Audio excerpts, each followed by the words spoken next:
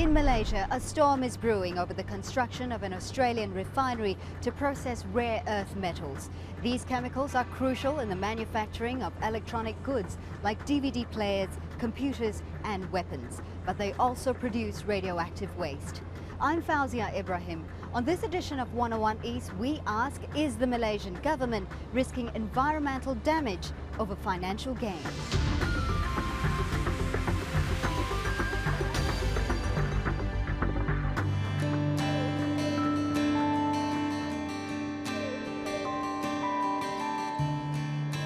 This is a nice spot. I like to bring my family here. We like to walk here and go down to the beach sometimes, pick shells. I've been always wanting to bring my son Ryan to go fishing, and we try to make quality time together, and it has been great.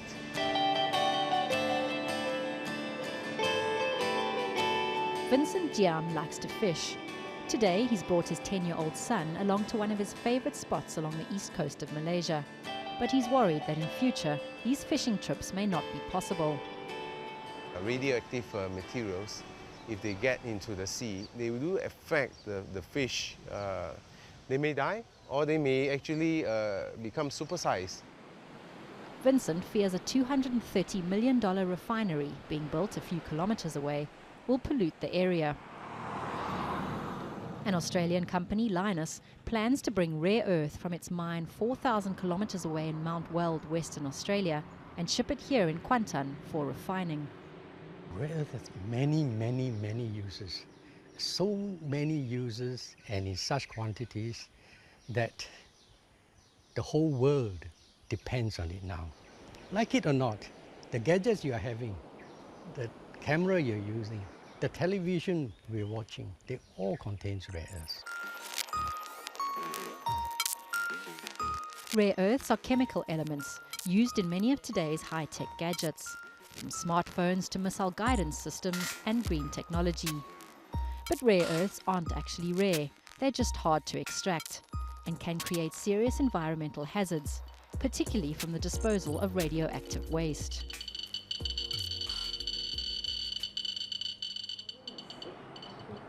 Two months ago, Vincent didn't know what rare earths were. Now he has nightmares about them. For the past 15 years, Vincent and his wife have run a Montessori school in KUANTAN. But his main focus now is the Stop Lynas campaign. I want to stop Lynas because I want our children to have a safer future. I'm not trying to be a hero, it's just that I can't run away from this. Stop Lynas! Stop Lynas! Vincent's become one of the leaders of the local community struggle to stop the refinery being built. In March, he went to Parliament to hand a petition to the Prime Minister. I represent the whole country. I just wanted to appeal to the Prime Minister. He's not the only resident to be upset. We have the right to be concerned that the waste isn't properly managed. One can never tell if the containment vessel is going to leak or is going to seep onto the groundwater and be carried far and wide. We were not given enough assurances that the technical aspects were truly taken care of. We met with a group of environmental activists, community leaders, lawyers and other concerned citizens who've come together to fight the refinery. We have made up our minds as people of KUANTAN that we are going to continue getting petitions from the people on the ground. We are going to demonstrate if that needs to be, and we're going to meet ministers both on the government and the opposition side. We are going to continue to campaign in any way possible to get the message across to the relevant authorities to stop this project. People are concerned about the risks to tourism, to the local fishing industry and general health and environmental hazards. But Lynas's chief executive, Nick Curtis, says the plant will be safe. We use extremely safe, well-tried industrial processes that are used in European, American, German, Japanese industry. We will be tested monthly, independently by them, as to what's going on. Our licences are for a period of time and then renewed. We're kept appropriately on a very tight leash with respect to those standards. If we breach those standards, we will be shut down. This rare earth processing plant is the first one to be built outside of China in nearly 30 years. Once it's operational, the company hopes to be able to provide at least 1/3 of the world's demand for rare earth materials within about 2 years, thus effectively breaking China's monopoly over the industry. Lynas hopes to complete construction by September. Despite the potential environmental hazards, the Malaysian government has offered a 12-year tax break for the plant.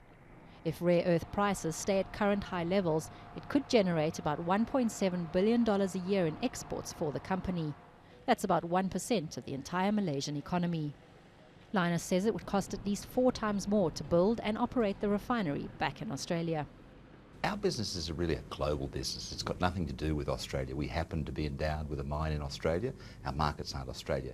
The material coming out of the ground is a high-value material, and shipping it in containers to a relevant location globally to refine them is not cost ineffective. It's perfectly cost effective. We didn't want to stay in Australia because, quite frankly, there isn't the infrastructure in the chemical industry and manufacturing industry in Australia to support this process. There's been some comments that environmental regulations in Australia are much higher than they would be in Malaysia, and that's one of the reasons for looking at Malaysia as well. What's your comment? Well, look, that's a very serious comment, and it's very ill-informed.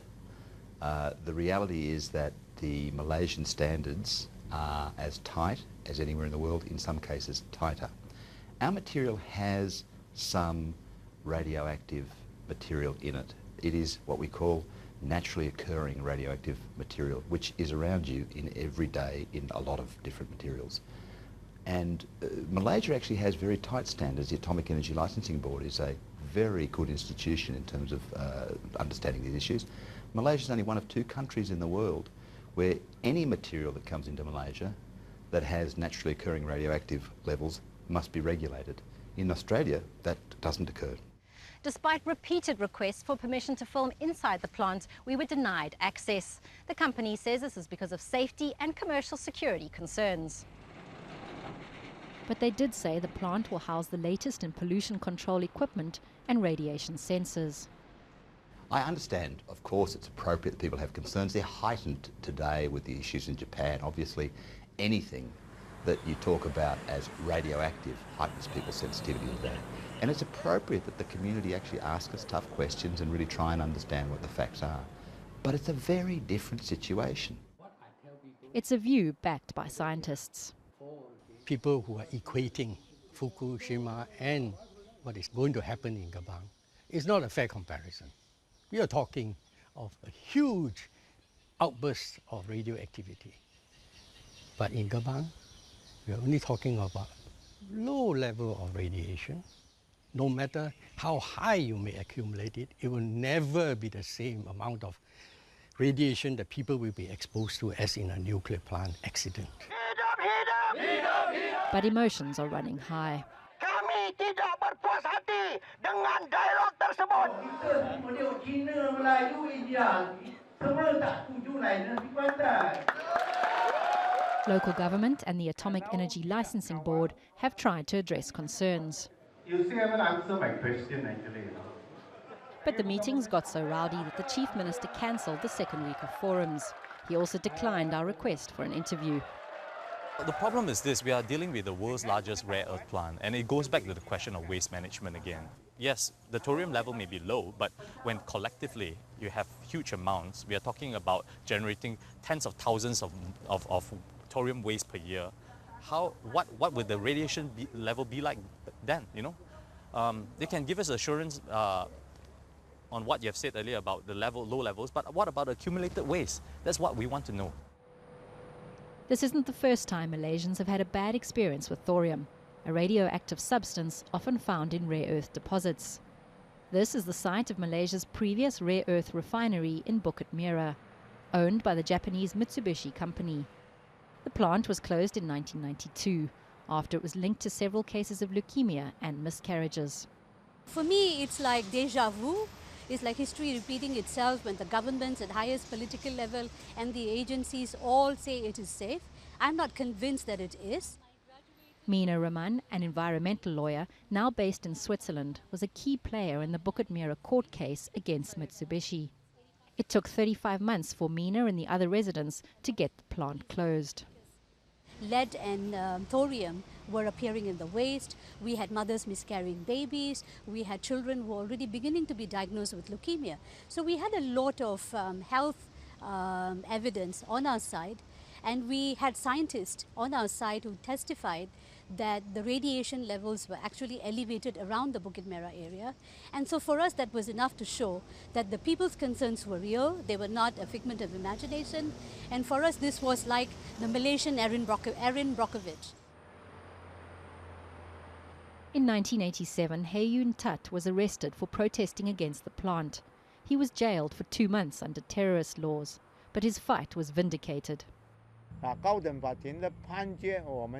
verdict in 1984 was to stop the plant. The court said that human lives were more important than the economy and that they need to settle the waste. But there wasn't any compensation because they said we can't prove that the medical problems were a result of the plant. 29-year-old Chia Kok Leong was born with severe mental disabilities. His mother believes his condition is directly related to her time spent working at the Mitsubishi chemical refinery. There was a bad smell. The smell made my head giddy. Every day I had to drink lots of water. The water at the plant made our arms and legs itch. I didn't know what it was. No one said what it was. She says by the time she realized something was wrong, it was too late. If that new refinery is allowed to operate, and there is poison in the waste, if the children are born like my son, what are you going to do about this? And if I were a mother living around the Lynas area, I have every right to be as concerned as the mother of Bukit Merah, because I would not want to risk the life of my child for the sake of profit of one company which is making millions out of the people of Malaysia. Mitsubishi is still involved in a multi-million-dollar cleanup project in Bukit Merah. But Lynas says the levels of thorium in their refinery will be much lower than those at the Mitsubishi plant.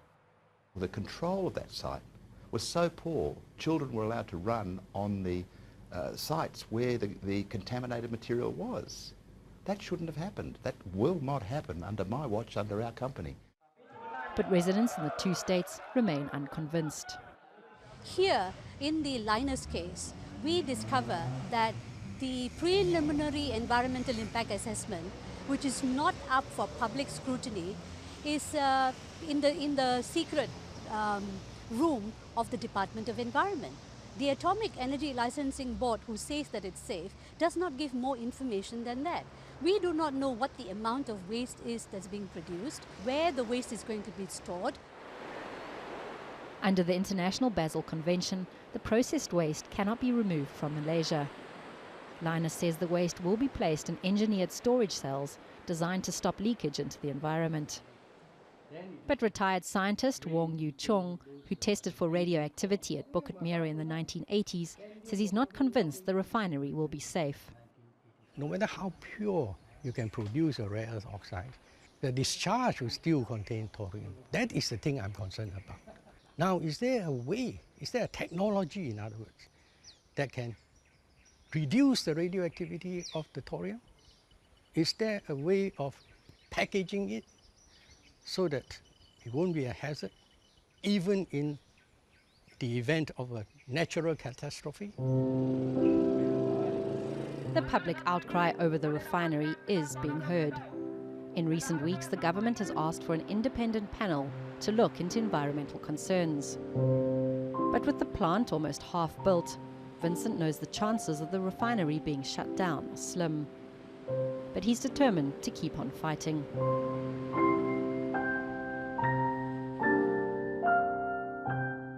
That report by Kathy Hearn. For more on the dangers posed by the rare earth refinery in KUANTAN, Malaysia, we're joined by FUZIAH SALLEH, a Member of Parliament for the KUANTAN constituency and a long-time critic of the refinery. KAMALANATHAN PANCHANATHAN is also a Member of Parliament and part of the ruling National Front coalition. Thank you very much for joining us today. Pleasure. Kamal, if I could start with you, how important is this refinery plant to Malaysia in terms of jobs, in terms of the economy? Okay, when you ask about just a refinery plant, of course, provided it fulfills all requirement of safety, if it's not health hazardous, if everything is approved, then we are looking into an extremely big amount of investment which goes into billions, and it also provides job opportunity to Malaysians. Are you able to give us a figure? How many billions will this bring into I think Malaysia? we're looking How into many about jobs will it create? Hundreds and thousands of employment opportunity, and I think as far as investments are concerned, I think we're looking into easily about 2 billion. It's $1 billion investment we're talking about here.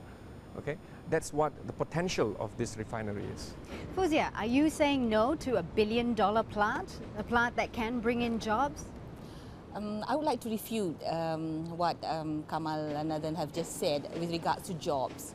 The plant itself will only offer 350 jobs. It is not a labor-intensive plant. It is more technical. But what about the trickle-down effect? Exactly. Of course, there will be trickle-down effects, but then we also have to weigh the risk versus the benefits. Let's look into this refinery. Company Lynas will enjoy 12 years of tax holiday, and meaning that Malaysia will not gain in terms of taxes. It will have about a value of 8 billion ringgit Malaysia, or 2.6 billion worth of export value, which is not taxable, and it is 100% Australian owned.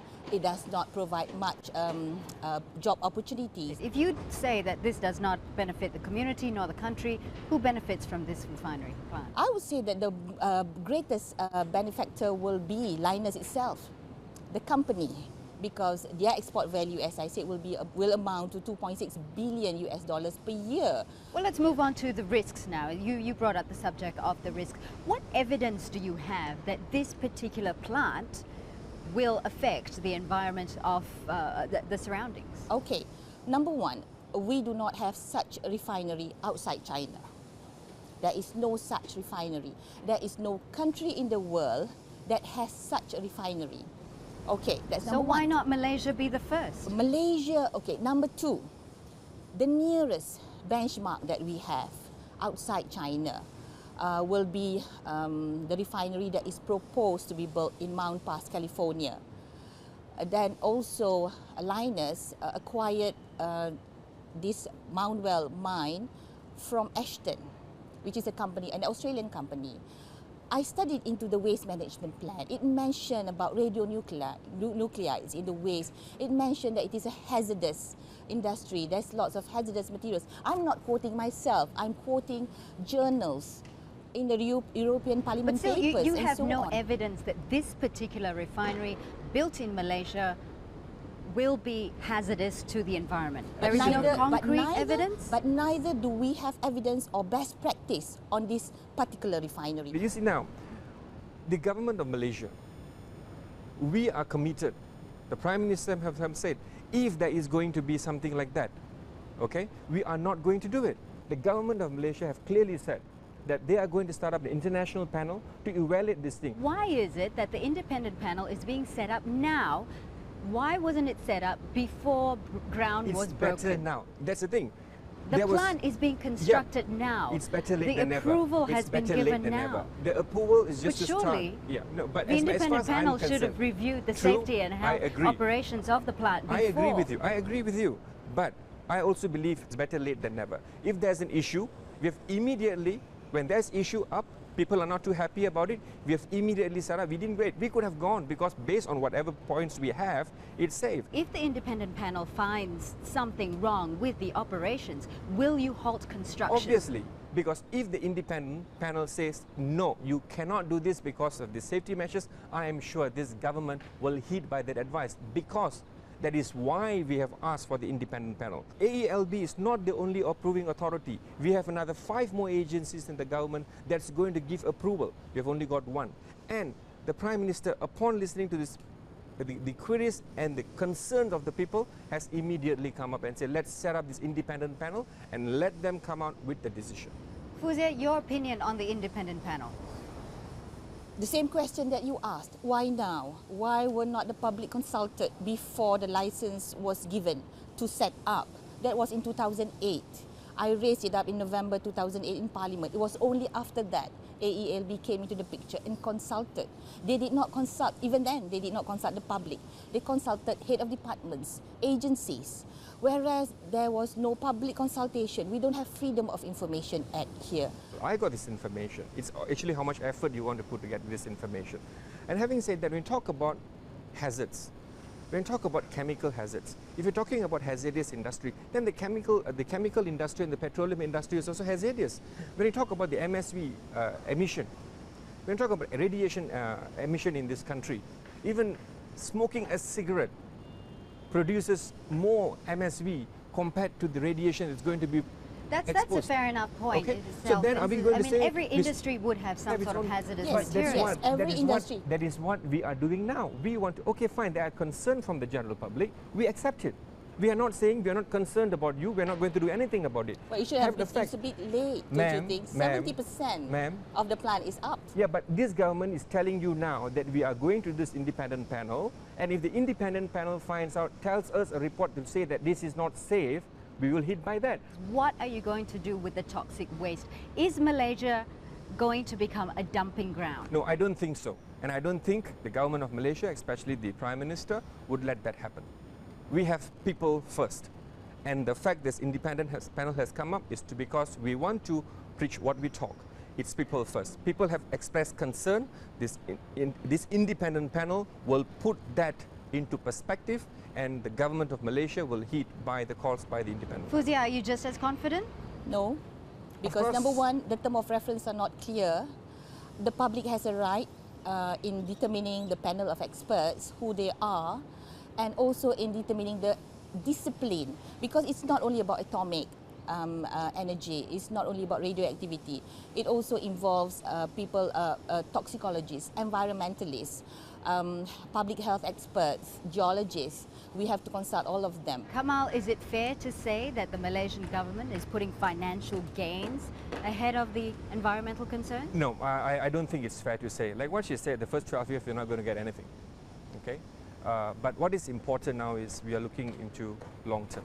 We want to show the world that Malaysia is investor friendly. We want to give opportunities for foreign companies to come and invest in Malaysia. As a country that is responsible to develop this country, as a government that is responsible to develop this country, we will do whatever it takes to attract investors, but not at the risk of hurting our Malaysians. We will not do that. And now, I think this is very clear. When foreign investment wants to come into this country, we give them initial approval to set up things. But if things goes wrong, we will stop them.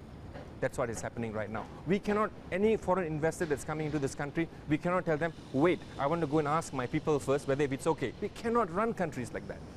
We give them initial approval, but when there's public feedback, we'll tell them, now, I think there's a concern, we will do this panel. The panel's outcome will determine where we go from here. I think that's fair. FUZIAH, what does this panel have to do to convince you that this refinery is safe for the people of Kuantan, for the environment of Kuantan?